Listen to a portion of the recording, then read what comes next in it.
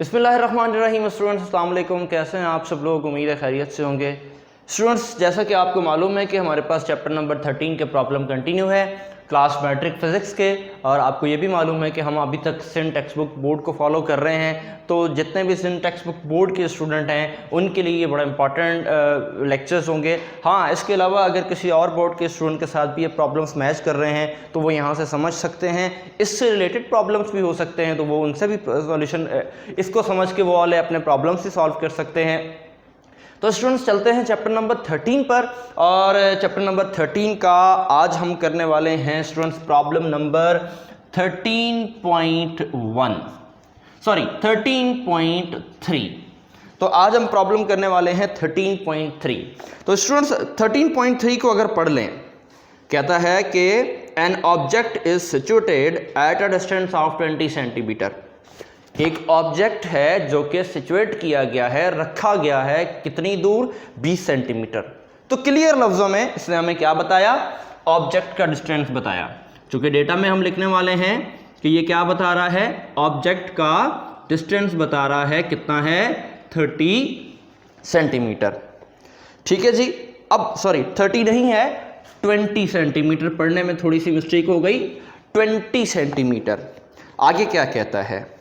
कहता है कि from a concave mirror. Mirror की नेचर उसने बता दी कि क्या बताया उसने कि मिरर की नेचर क्या है? कॉनकेव मिरर है। अब आपसे ये और बात भी कर रहा है, कहता है कि find the nature and the position of the image. अब दो बातें इसने पूछी। एक तो इसने ये पूछा कि आप हमें बताएं इसकी नेचर कितनी है, क्या है, नहीं पता हमें। दूसरा हमसे ये पूछता है पोजीशन। स्टूडेंट्स, प्रॉब्लम नंबर 13.1 में भी हम ये पढ़कर आए हैं और अब दोबारा पढ़ रहे हैं कि अगर ये बात करता है पोजीशन की तो इसका मतलब ये बात कर रहा है डिस्टेंस ऑफ द इमेज की, जो कि हमसे ये पूछ रहा है।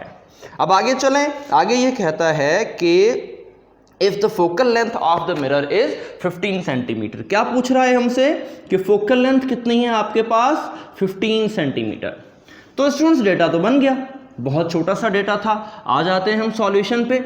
सॉल्यूशन अगर हम करने जाते हैं तो हमारे पास स्टूडेंट फार्मूला PQF, आपको पता चल गया होगा कि हम कौन सा फार्मूला लगाने जा रहे हैं। 1/f is equal to 1/p plus 1/q। Focal length मिली हुई है जी, लिख लेते हैं 1/15। p पे आते हैं तो p भी मिला हुआ है कितना? 1/20 प्लस आगे बात करते हैं तो 1/q।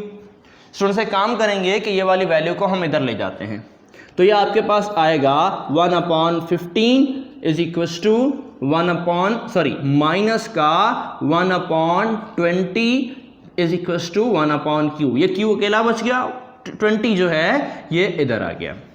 स्टूडेंट्स, हमने एलसीएम लेना है। दो बड़े नंबर हैं, मैं कोई ट्रिक इस्तेमाल नहीं कर रहा, मैं सीधा सीधा आपको एलसीएम लेके दिखाता हूं। तो एलसीएम क्या आएगा? हमारे पास एक है 15 और दूसरा है 20।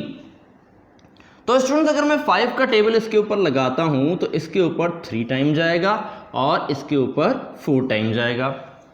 फिर उसके बाद स्टूडेंट्स, अगर मैं 3 का टेबल लगाता हूं तो इसके ऊपर 1 टाइम जाएगा, इस पे नहीं जाएगा, इसको ऐसे ही लिख देंगे।